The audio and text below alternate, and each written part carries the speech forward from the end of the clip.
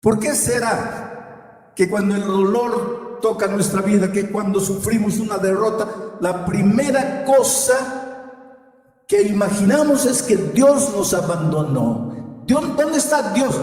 Pero cuando trabajamos nuestra derrota, porque hay que trabajarla, ahí no nos acordamos de Dios para nada. Pero cuando la derrota, ¿por qué Dios?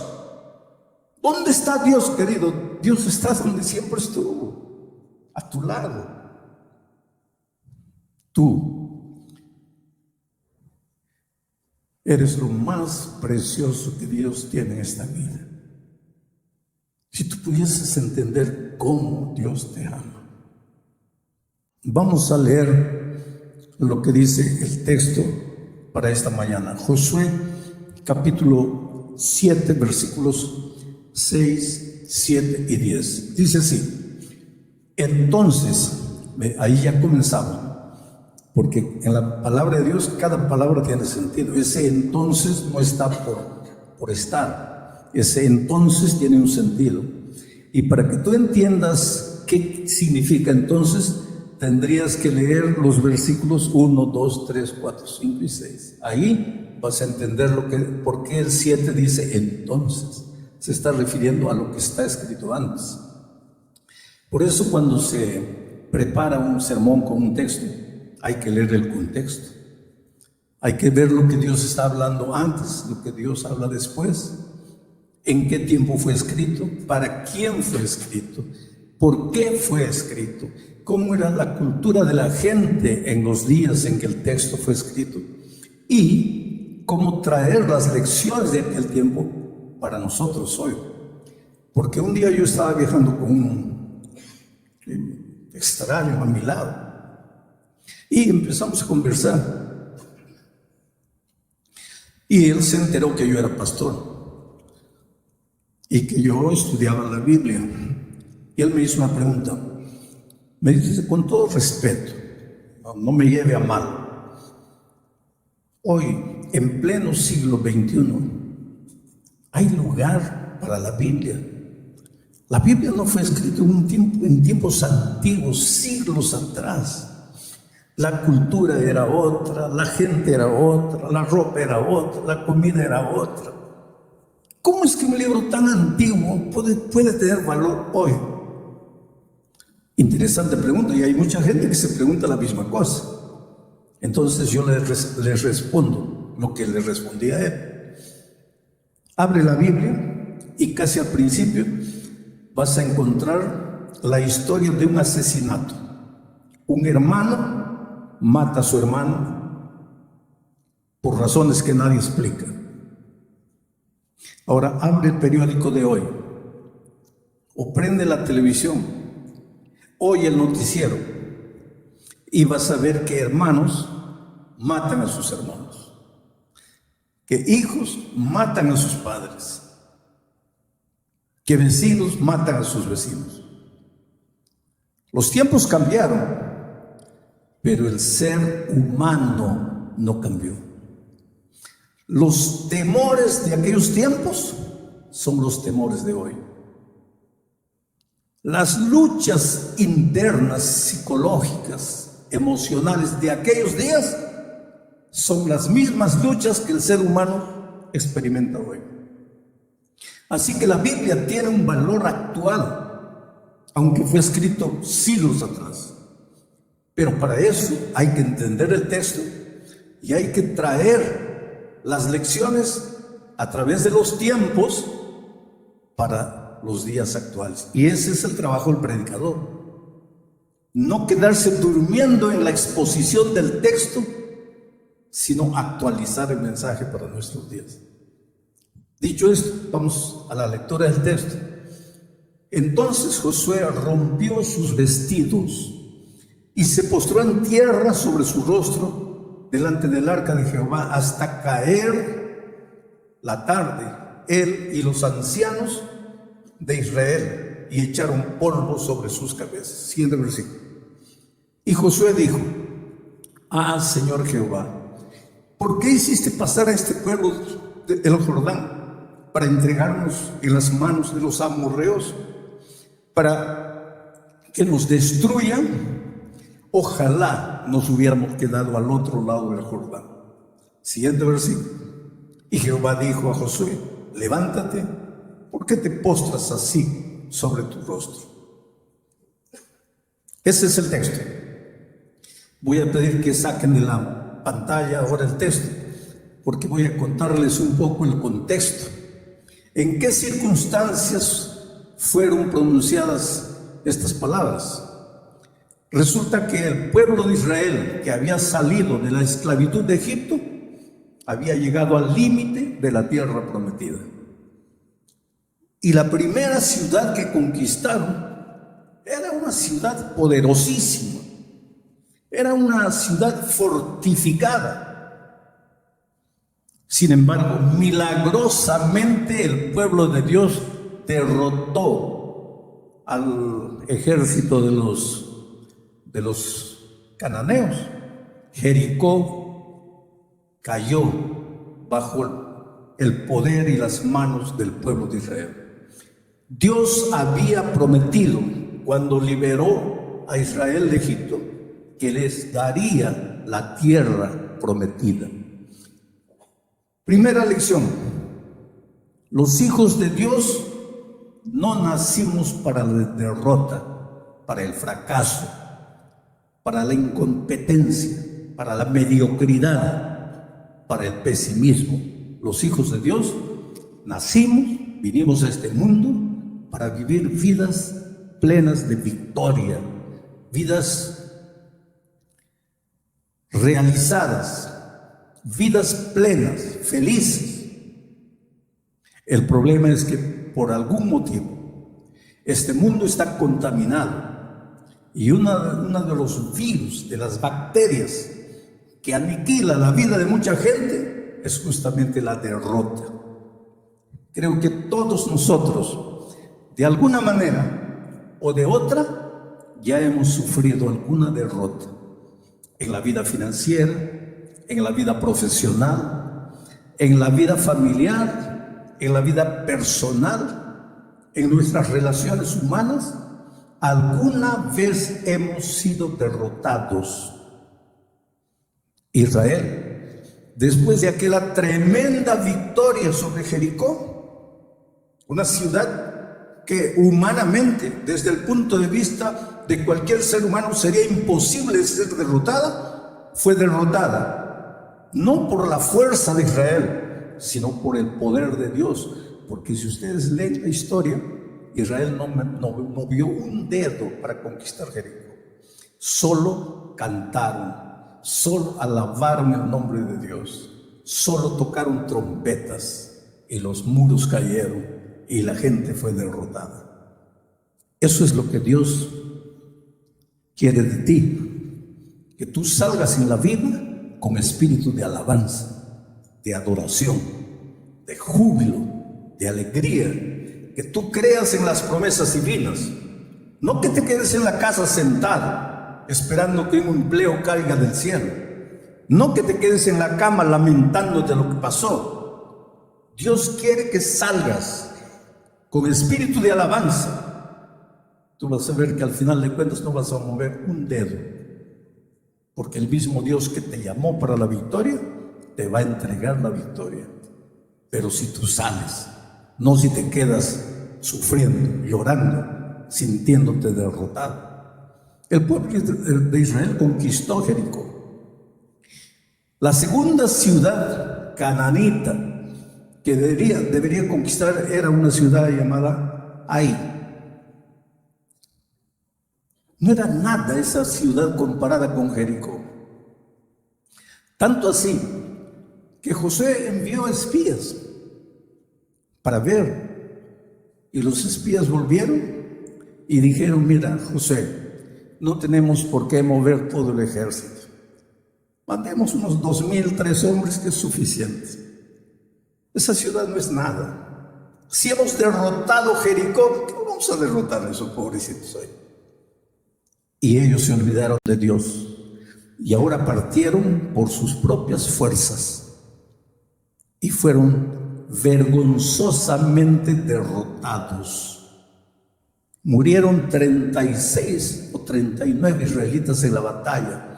Llegaron a la ciudad heridos, cojeando, sangrando. Tremenda derrota. Después de una gigantesca victoria, una derrota miserable delante de un pueblo que aparentemente no podía hacer nada comparado con Jericó. Ahora estaba triste Josué y estaban tristes los israelitas. Y es en esas circunstancias que se escribe el texto, para que ustedes entiendan. Voy a pedir que coloquen de nuevo en la pantalla y vamos a leer nuevamente, analizando ahora palabra por palabra.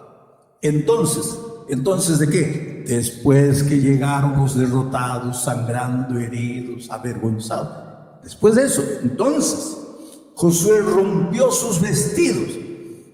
Esa expresión, rompió sus vestidos, pueden sacar el texto de la pantalla. Digo esto porque están transmitiendo. No quiero que todo el tiempo esté el texto, pero cuando voy a usar el texto, voy a pedir que coloque. Esa expresión, rompió sus vestidos, es interesante, porque los vestidos hablan. Yo cuando entro a los Estados Unidos y voy de jeans, camiseta, me agarran el pasaporte, me revisan de atrás para adelante, me preguntan. Pero cuando voy así, terno y gravata, puede pasar. Tú puedes argumentar lo que quieras hoy, pero los vestidos hablan. La ropa habla. No, yo me he visto como que tú puedes vestirte lo que quieras, pero el mundo te va a recibir de acuerdo a lo que te vistes. Esa es una realidad. El vestido expresa dignidad. ¿Tú crees que el rey se viste de cualquier manera? Y en aquellos tiempos, hoy día todavía pueden las cosas estar queriendo cambiar, pero en aquellos tiempos, el rey era rey, la reina era reina, los generales eran generales. Josué era el líder se vestía como líder. Los sacerdotes, los ancianos se vestían como sacerdotes. Tú ves, hay 2, 3 capítulos enteros describiendo la ropa del sacerdote. La ropa era dignidad. Ahora imagínate aquí el líder, vuelvan al texto,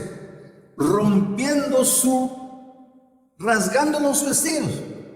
En otras palabras, ¿cuál es el mensaje? No es solo ropa, es que su dignidad, la dignidad de un derrotado, queda por los suelos, queda rasgada. Después que la derrota toca tu vida, parece que te da vergüenza salir a la calle. Te da vergüenza que los otros te miren. Tú piensas mientras caminas que los otros te están mirando y que saben toda tu historia, cuando nadie sabe nada de nada. Pero para ti todos te miran. ¿Por qué? Porque tu propia conciencia te dice que al haber sufrido una derrota, tu dignidad se fue por los suelos. Mira lo que hizo Josué. Rompió sus vestidos, se postró en tierra sobre su rostro delante del arca de Jehová. Dios no quería que su pueblo besase el polvo. Dios quería que su pueblo levantase las manos y adorase. Pero aquí está un hombre compungido, un hombre que en el fondo sabía que su derrota era consecuencia de lo que habían hecho. Porque si tú lees toda la historia, verás que esa derrota fue primero por la confianza en sí mismos y en segundo lugar porque había un pecado escondido entre ellos. Y entonces ese sentimiento de indignidad lo hace romper los vestidos, postrarse en la tierra besando el suelo. Se quedaron así hasta la tarde, no solo él sino todos los ancianos de Israel, y se echaron polvo en la cabeza. Quiere decir, esto es lo que la derrota hace con el ser humano. Te hace sentir polvo, te hace sentir que no vales para nada, te hace sentir que aquí acabó todo. Pero querido, la derrota es parte de la vida. 90% de lo que llegas a hacer en la vida, 90% va a depender de tu manera como reaccionas delante de la derrota. 10% puede ser por lo que sucedió en tu vida, pero 90% va a depender de cómo reaccionas a lo que sucedió en tu vida. O la derrota te acaba, o la derrota te destruye, o te aniquila, o te hace creer que no sirves para nada, o la derrota te estimula. Es como un aguijón que te hace saltar, te abre los ojos, y eso va a depender de tu relación con Dios. No te estoy hablando de humanismo barato, porque el humanismo te enseña que la fuerza está dentro de ti. El humanismo te enseña que tienes que sacar la energía interior. El humanismo te enseña que tienes que cerrar los ojos y concentrarte para sacar. Hay una fuerza invisible dentro de ti. Eso es lo que enseña el humanismo. Pero el cristianismo te enseña a dejar de mirarte a ti mismo y a mirar al Señor Jesucristo.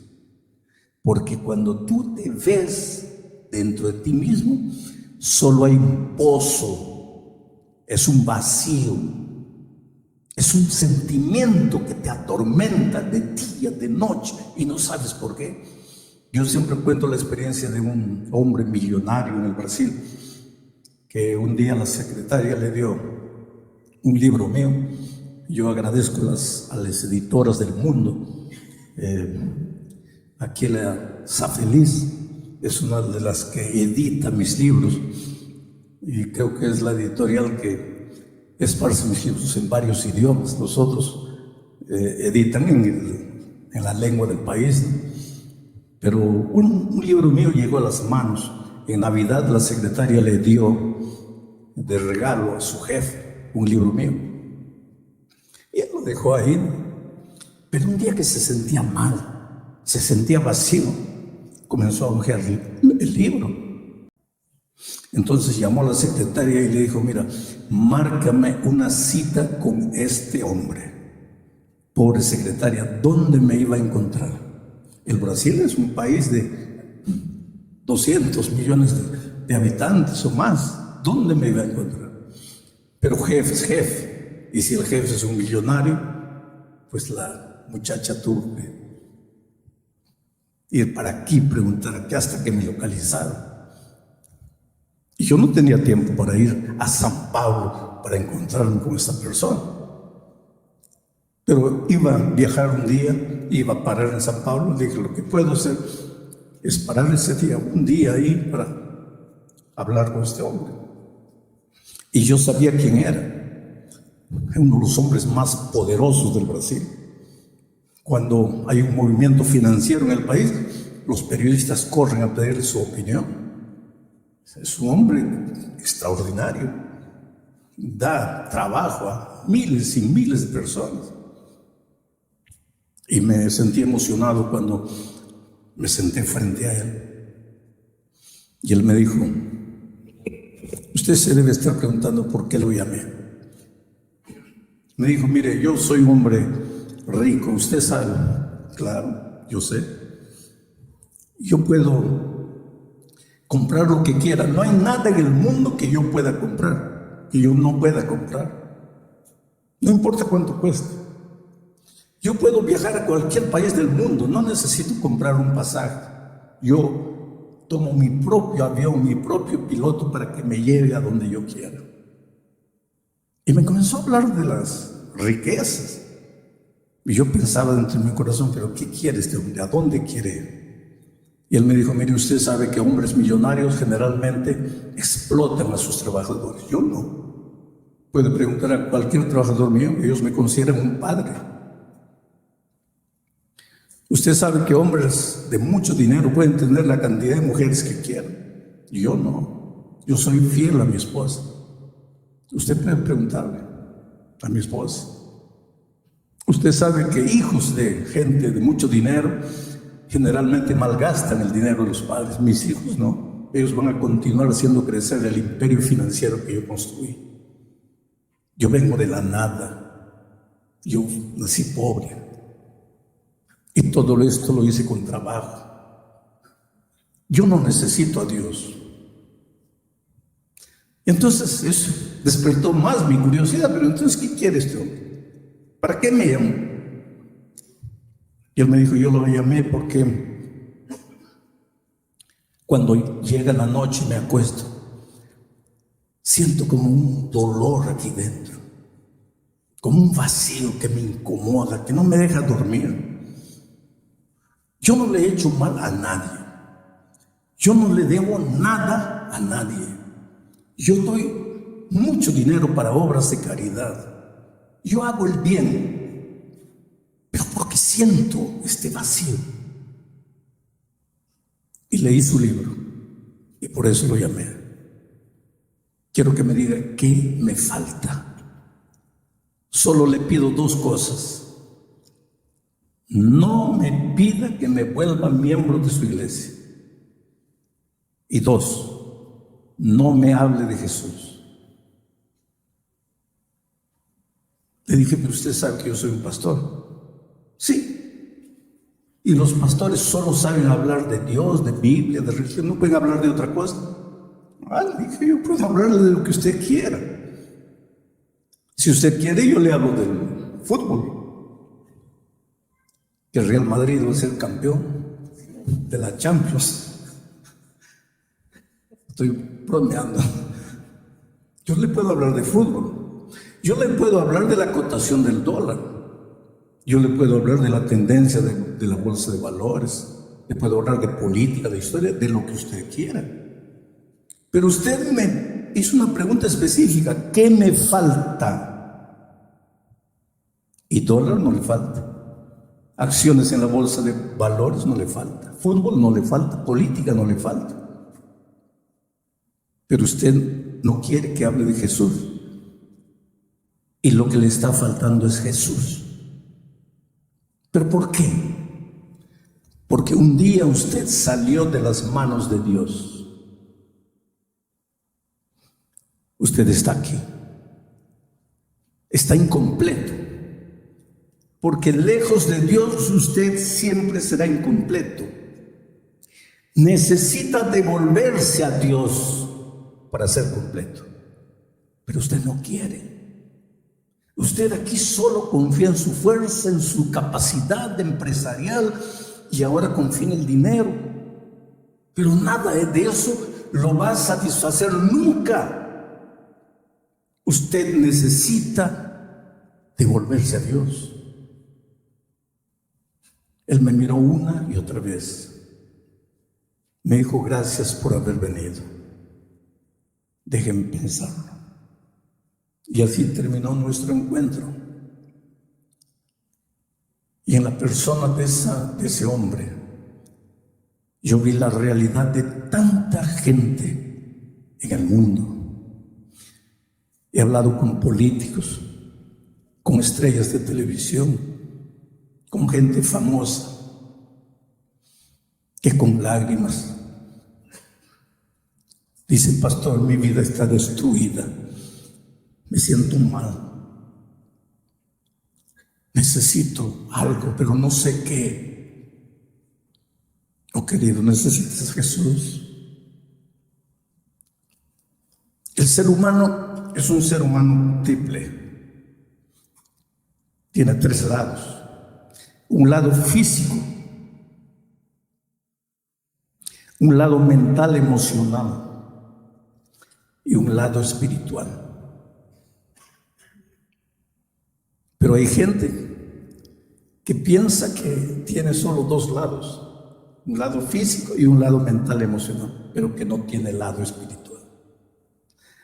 Sin embargo, el lado espiritual es la base para que el triángulo se mantenga en pie. Saca el lado espiritual y el triángulo se viene abajo. Es el lado espiritual que sostiene al triángulo. Alguien me dijo una vez, pero yo no tengo un lado espiritual. Le digo, ¿usted cree que no tiene? No, yo no tengo ningún Dios. Usted cree que no tiene.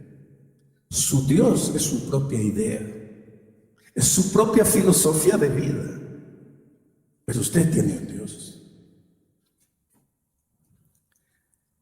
Todos tenemos un lado físico. Eso quiere decir que tenemos hambre y que tenemos sed y que tenemos sueño. Cuando llegue la hora de comer, tú puedes decir, no, pero yo no tengo un lado físico, yo no creo en el hambre, yo no creo en el hambre. Tú puedes gritar lo que quieras, escribir 5,000 libros hablando de que no existe el hambre, pero cuando llegue la hora de comer, vas a tener que comer. Porque tener un lado físico no depende de ti, eres así.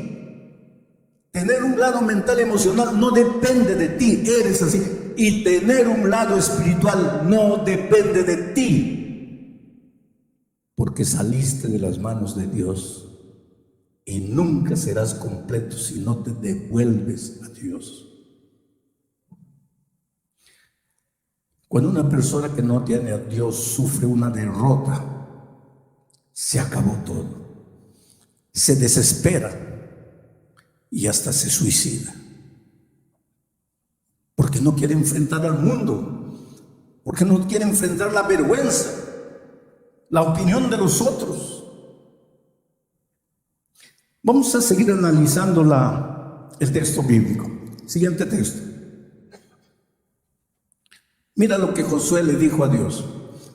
Ah, Señor Jehová, ¿por qué hiciste pasar a este pueblo el Jordán?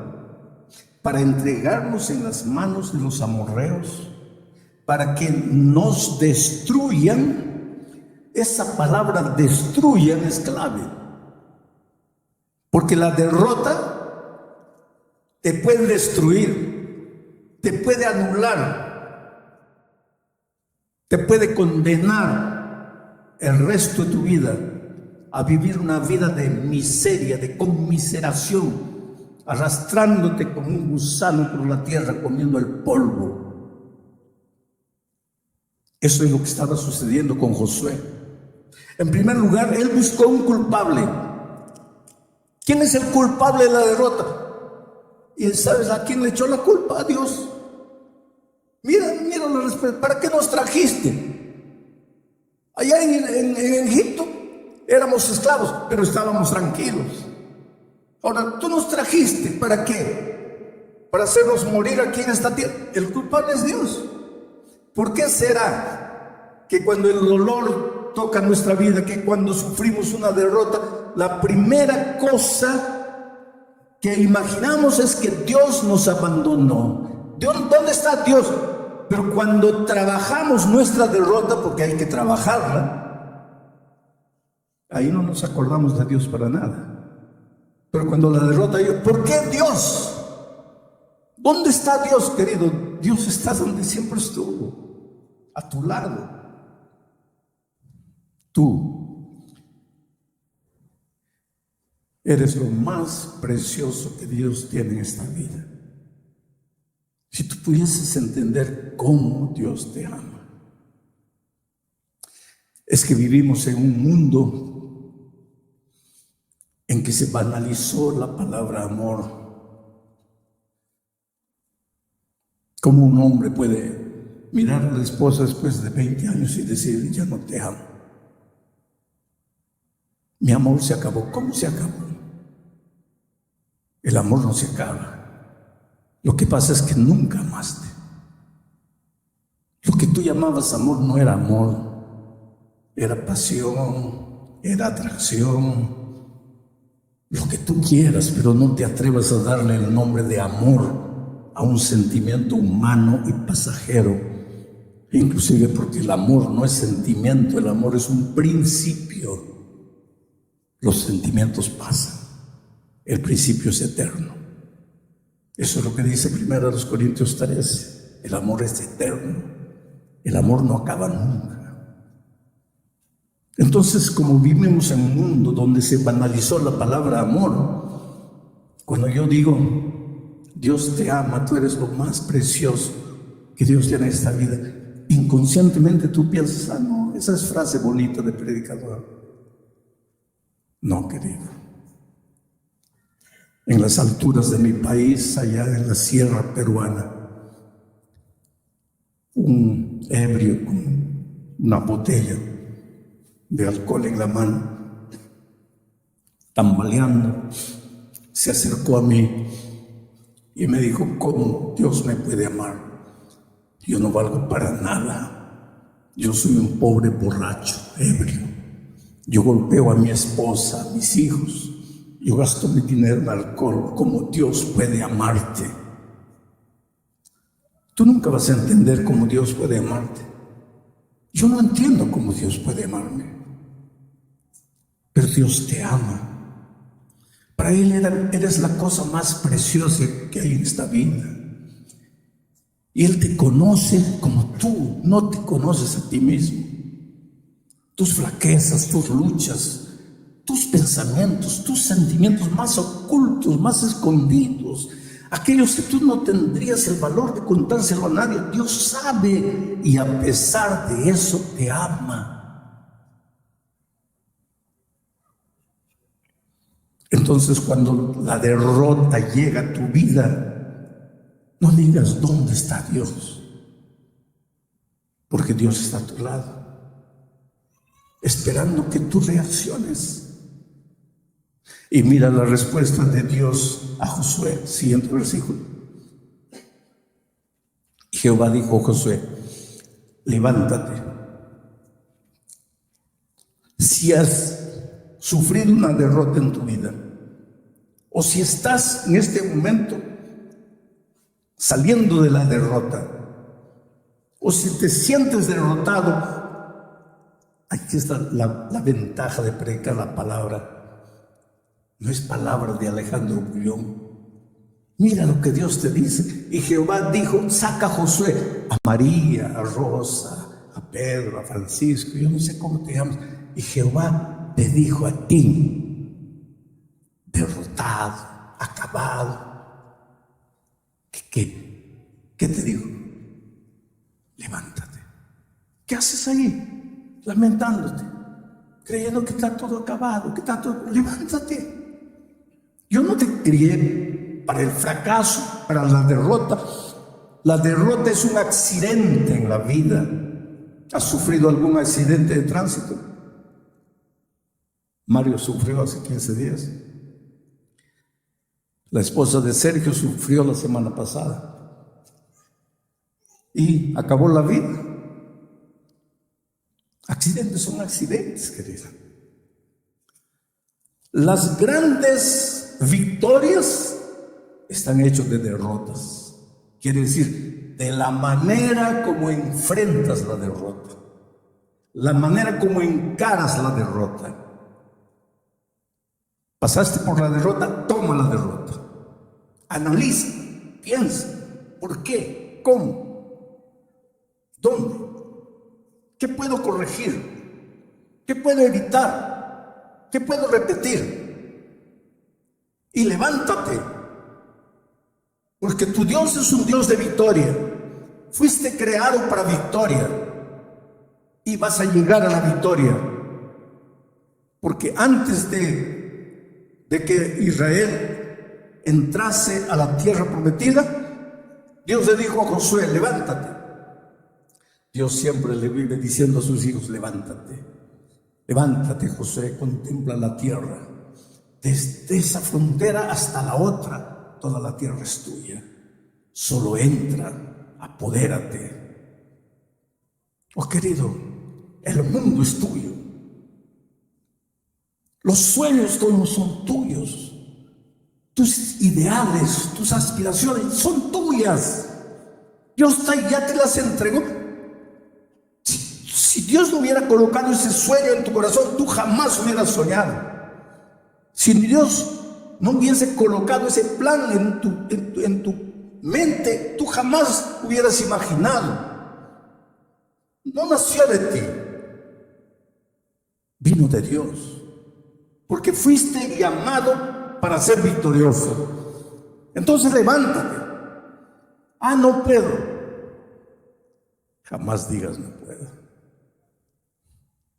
Mi padre fue un hombre duro, ¿sabes? ya que los hombres estrictos, dos cosas heredé de mi padre: nunca llegues tarde, nunca debas dinero a nadie. Mi padre era un hombre duro y un día me dio un trabajo y se fue. Y yo intenté de una manera, no pude. Y cuando llegó mi padre, yo sabía, el castigo ya venía. Y cuando él me llamó, le dije: mira, papá, antes que me castigues, quiero decirte que lo intenté. Intenté, luché, me esforcé, pero no pude. Y él me llamó: ven más. Y me acerqué, listo a recibir el castigo. Y me dijo: repite la última frase. ¿Qué? ¿Qué es lo último que me dijiste? No pude, papá. Yo intenté, pero no pude. Él me dijo: hijo, recuérdate esto en la vida. Lo único que tú no puedes es dar a luz. Todo lo demás, tú puedes.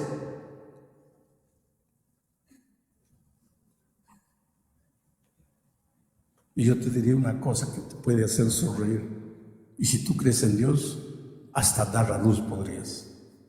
No fue una virgen sin contacto con hombre que dio luz. Dios es Dios. ¿Qué son los milagros?